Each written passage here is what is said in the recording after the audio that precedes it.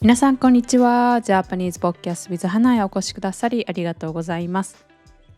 このポッドキャストは日本語を勉強中の方へ向けたポッドキャストで、日本の文化やニュース、また私の個人的な体験だったり経験など様々なことを日本語でお送りしています。現在 YouTube と Patreon でメンバーシップをやっています。動画のトランスクリプトが欲しい方、またはこのポッドキャストを応援したい、サポートしたいと思ってくれる方がいましたら、ぜひメンバーシップへの参加お願いいたします。メンバー限定のコンテンツなども配布しているので、よかったらぜひチェックしてみてください。皆さん元気にお過ごしでしょうか？もう5月も半ばぐらいまで来て、日本もどんどん天気が暑くなって、私は今日本にはいないんですが、今年の5月はもういつもじゃ考えられないぐらい暑い天気になるっていうニュースを見たんですけど、皆さんの、住んでる地域や国でもどんどんね夏の雰囲気が出てきたり、またはどんどん冬の雰囲気が出てくる頃かなと思います。では今回は禅について話していこうと思います。皆さん禅って聞いたことありますか？英語のアルファベットで ZEN で禅っていうやつですね。あれまあね、皆さんも聞いたことはあるかなと思います。で、私ももちろん聞いたことはあるけど、なんかいまいちきちんと説明できないなって思ったので、今回はね私も詳しく調べて、で禅とは何かっていうことについて話していこうと思います。でこの前ね本屋さんに行った時に英語の本のコーナーがあったんですね。英語の本を洋書って言うんですけど、洋書のコーナーに行くと禅って書かれた本がいくつもあって、で一つの本屋だけではなく違う本屋さんにも禅ってこう英語で書かれたものがあって、禅って世界に浸透していたりいろんな人が興味があるものなのかなと思ったので、今回はね話していこうと思います。で皆さんは禅って聞いて何を思い浮かべますか？すごく詳しい方、禅の考え方とかね修行みたいなのを取り入れてる方もいるかもしれないですけど、なんかいまいちあんまりピンとこないっていう方もいるかと思います。例えば禅って聞くとなんかすごい辛そうな修行なのかなとか、まあ仏教、お寺、お坊さんとか、インド発祥だよね、中国だっけ、日本のものだっけみたいな、こういろんな単語とか言葉が頭に浮かぶかなと思うんですけど、今回はまあ日本の中の禅とか、それがどうやって日本に浸透していったか、歴史とか文化、あとは皆さんがもしそういう禅的な考え方を取り入れたい場合は何ができるかっていうのを少しずつお話ししていこうと思います。皆さんがなるほどこういうのちょっとやってみようかな、こういう考え方取り入れてみようかなって思うのがあれば、ぜひ最後までね聞いてみてほしいなって思います。まずですね、禅とはですよね。禅の根本にあるのは不流文字という考え方です。不流文字って聞いたことありますか？難しい言葉かもしれないですけど、これは言葉や経典で伝えられるものではないという意味です。どういうことかっていうと、こう教科書を読んで正解を学ぶとか、誰かに教わるとか、フィクションのストーリーがあるとか、そういうことではないっていう意味です。自分の心と向き合うっていうのが禅の考え方です。で、その禅において座禅という方法があります。座禅っていうのは、座って、見たことがある人もいるかと思うんですけど、足を組んで、座って、で、姿勢を整えて、呼吸を整えて、心も整える。これが座禅です。で、この修行が、いわゆる禅っていうものです。じゃあ禅って瞑想ってことって思うかと思います。瞑想と禅の何が違うのって思う方もいると思うんですけど、瞑想っていうのは心を落ち着かせたり、イライラを鎮めたり、集中力を高めるためのテクニックです。それが瞑想なんですけど、禅っていうのはもっとありのままを受け入れるという考え方に近いものかなと思います。目を開けたままじっと座って目に入ってくる光をそのまま受け入れる。耳から聞こえてくる音をそのまま感じ取る、聞くという感じです。そしてそれにすぐ反応したり、振り回されたりしないことが大事とされています。例えばイライラしたり、ムカついたり、悲しくなったり、とても嬉しかったり、いろんな感情が出てくることがありますよね。でも、禅では座禅とか、そういうものでは、そういう感情を無理に消そうとするのではなく、今、自分はこう感じているんだなと受け止めて、その感情に振り回されないことを大切にします。で、こういう話を聞くと、なんか禅って何難しそうだなとか、修行もよくいまいちわかんないしって思う人もいるかもしれません。なので、めちゃくちゃ簡単に言うと、禅っていうのは心と体と呼吸を整える修行です。ちなみに禅という言葉は、禅那という言葉を略した言葉です。禅宗、宗教ですね。禅宗は座禅の修行、それをメインとする仏教の宗派の総称です。なので、いくつかある仏教のその宗派をまとめた言い方、それが禅宗です。で、ちょっと話はそれるんですが、日常表現でも仏教的な表現を使う場面があります。で、よく出てくる言葉が悟るという言葉です。禅や仏教の場面で出てくる悟るという単語の意味は、真理に気づく、執着や迷いから解放されるという意味です。で、これを日常で使う場面があります。日常で何かを悟ったという使い方をする場面があります。で、それは何かに気づいたっていう意味になります。何かに気づいたっていう時に、誰かの状況を説明する時に、あの人何か悟ったみたいっていう風な表現をしたりします。で、めちゃくちゃよく出てくる表現ではないですけど、たまにね、聞きます。そして小説だと、誰かの行動を説明する時に使われたりします。彼女は何かを悟ったように急に静かになったみたいな感じで、使われている時もあります。で、あとは仏っていう単語もね、たまに使います。すごく優しそうで、どんなことがあっても動じなくて、メンタル安定していて、で、何があっても受け入れてくれそうな人。そのような人を仏のような人とか、仏のような器を持っている人って言ったりします。仏という言葉を使ってその人の器の大きさとか心の大きさ、優しさ、もうすごく寛大っていうことを表現したりします。こんな感じで日常でもね、その仏教的な言葉を使ったりする場面がたくさんあるなっていうのに気づきました。ではですね、話は戻って、この禅っていうものが日本ではいつからあるのか、どうやって伝わってきたのかについて話していこうと思います。もともとはインドで生まれたもので、それが中国に伝わって、そこから日本に伝わってきました。日本に伝わってきたのは約800年前の鎌倉時代という時代とされています。で、この頃に武士、侍ですね。侍たちの間で強く支持されるようになりました。なぜかというと、侍っていうのは戦ってますよね。日々戦っていて、いつ死ぬかわからない、そんな人たちですよね。なので、禅のような心と体と息をこう落ち着かせる、常に集中できる状態にしておくみたいな修行が流行ったというか、そういうものがね、取り入れられるようになっていって、約800年ぐらい前から日本ではこの禅の考え方とか修行がどんどん広まっていきました。で、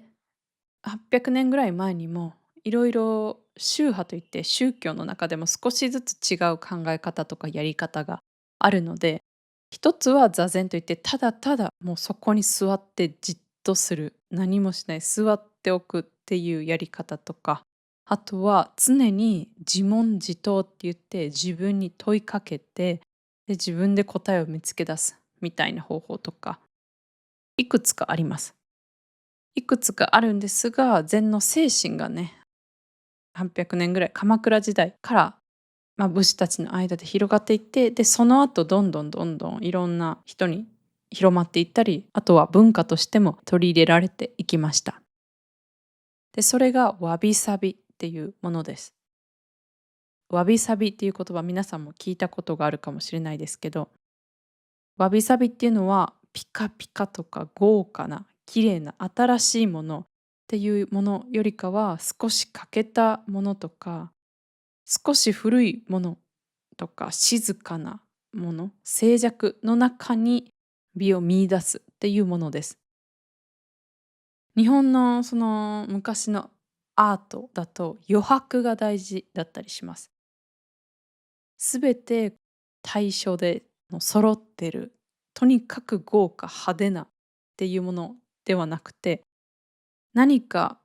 揃っていない、完成していないような作品の中に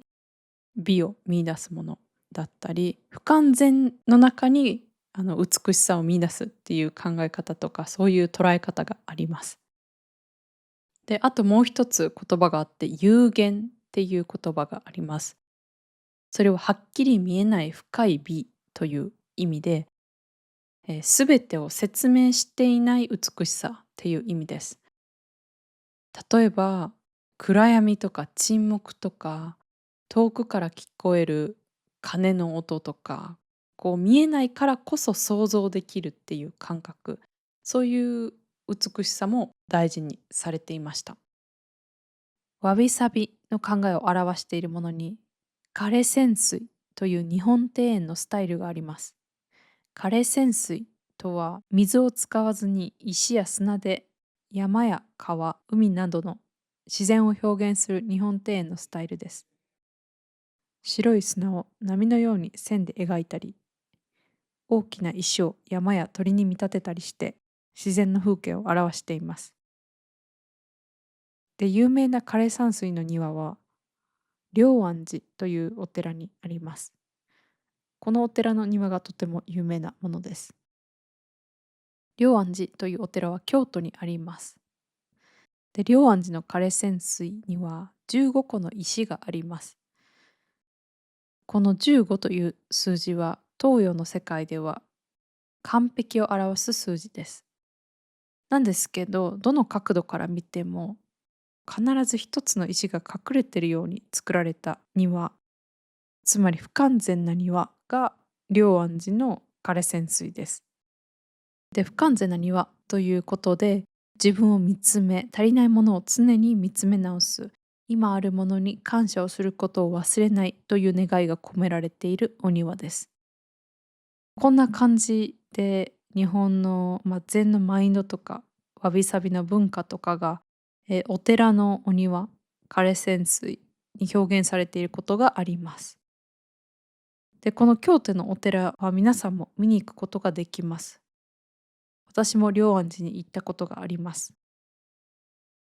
写真を見るだけだと、庭にね、石がポツポツ置かれているだけって思うかもしれないんですけど、そこには計算し尽くされた配置とか、日本のわびさびの美が詰まっているなって思います。そして見ると心が落ち着きます。なので、すごく忙しすぎる日々の中で、そういう枯泉水みたいな庭を見に行って、ちょっとゆっくりして、スマホなどもなしに目の前にあるアートを楽しむっていう時間を作るだけで、心が本当に癒されるんだろうなって思いました。そんな感じで、歴史的にはインドから中国に渡って、で、そこから日本に入ってきて、日本の中でもその禅の修行が取り入れられたり、考え方が取り入れられて、大事だなってされるようになってきて、で、それが文化に発展していって、わびさびとか静かなもの、不完全なものの中に美を見出すっていうようなものが生まれていきました。でですね、禅の中にもいろんな考え方はあるかと思うんですけど、禅とはちょっと離れた違う対照的な考え方を例として挙げていこうかなと思います。で、私たちは普段善と悪とか、正解と不正解とか、勝ち負けというような白黒はっきりつける、物事を2つに分ける考え方をしがちかなって思います。あの人は正しくて、あの人は間違ってる。私が正しくて、あなたが間違ってるみたいな。例えば、美しい、ビューティーっていうものはこうあるべきだ。あれは美しくないとか、こう決める、2つに分ける考え方ありますよね。で、これは禅とは離れた対照的な考え方かなって思います。これはその心に縛りを作っているっていう考え方で、物事はそんなに単純に2つに分けられることはほとんどないので、分別することをやめて、そのありのままを見つめる、ありのままを受け入れて、心をもっと自由にするっていうのが禅で、それが大切とされています。心を自分の一つの考え方で縛らないっていうのがとても大事だなって思います。A っていう答えもあって B っていう答えもあって C もあるし D もある。で、それが全てあって OK。ただただそれを受け入れるっていうような考え方です。で、こう聞くと、じゃあ自分の答えとか自分の気持ちを持っていたらダメなのかって思う人もいるかもしれないですけど、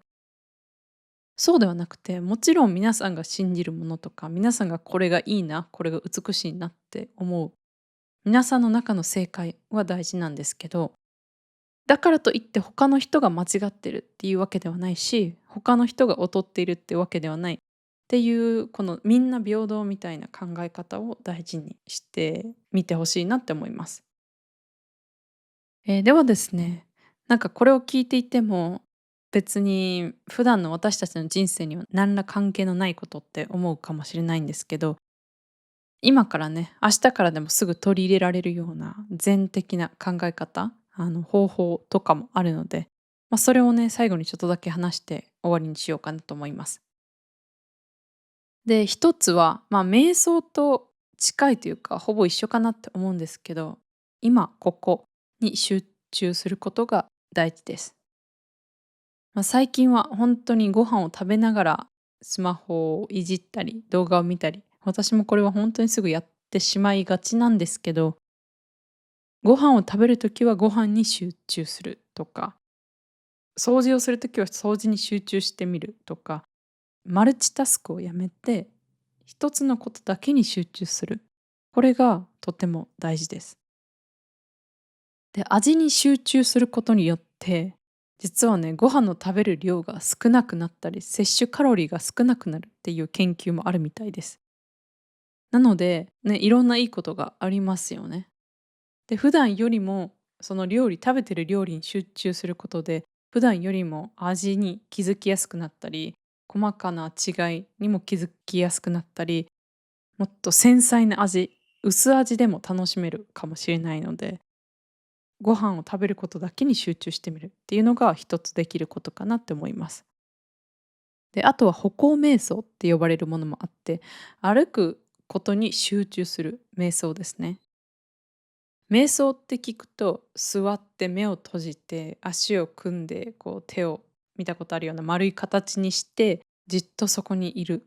ていうものだけを考える人もいると思うんですけど、それ以外にもたくさんあって、歩きながらでもできる瞑想っていうのもあります。で、この時も音楽を聴きながら、日本語ポッドキャストを聞きながらっていうのは、日本語勉強にはいいんですけど、今ここに集中するっていうことにフォーカスをするとしたら、一旦 AirPods を外す、ヘッドフォンは外して、理想的なのはスマホも家に置いて、ただただ歩くことに集中する。いつも多分注意していなかった街の景色に目を配ってみたり、聞こえてくる風の音とか、動物の鳴き声、鳥の鳴き声とか、車とか自転車のね、音とかそういうものに目を向けて耳を傾けてみて、歩きながら散歩するっていう、これも今ここに集中している歩行瞑想になるかなと思います。で、その次は、あるがままっていう言葉があるんですけど、そのままってことですね。そのままを受け入れてジャッジしないっていうのも大事かなと思います。例えば、嫌なことがあった時に、なんでこうなってしまったんやろ。あの人が悪かった。いや、私が悪かった。うわもう最悪みたいな、なんであんなに怒られたんやろ、自分何も悪いことしてないのにとか、うわあんなこと言ってしまったけど相手傷つけてないかな、申し訳ないな、でもなんかこんなこと考えてるのって自分だけかなとか、もういろんなことがね、頭をぐるぐるぐるぐる考えて寝れなくなる日もあるかもしれないですけど、ここを一旦客観視する。ちょっと自分を遠くから見てみて、実況中継するみたいな感じで、こう、あ、今自分はこのことに対して嫌と思ってるんだな、こう言われたことは不快だったなとか、こう言ってしまったの申し訳ないなみたいな感じで、ただただ自分が今感じている感情をそのまま受け取る、ジャッジしない。で、それに対してこうイライラしたり怒ったり反応するのではなくて、一回受け入れて、で、そのまま手放すみたいな。めちゃくちゃ難しそうなんですけど、これができるとね、本当に人生メンタル最強になる気がします。その感情に対して反応するのではなく、もう事実として受け入れる。それだけっていう、そんな境地に達するには、私もまだまだ訓練が必要そうな気がしますが、まずは瞑想するっていうところから始めてみたり、一回に一つのことをするシングルタスクをできるだけやってみたり、あとは定期的に禅に関するポッドキャストを聞いてみたり、本を読んでみたりして、どんな考え方だったかっていうのをね、定期的に自分にリマインドすることで、少しでもね、なんか手放したりリラックスした心が落ち着いた状態で日々過ごせるようになるかなと思います。私もね、心のアップダウンが激しい時もありますが、少しずつ全的な考え方とかマインドとか心の在り方を取り入れて、いつでも落ち着いた人になれるように頑張っていきたいなと思いました。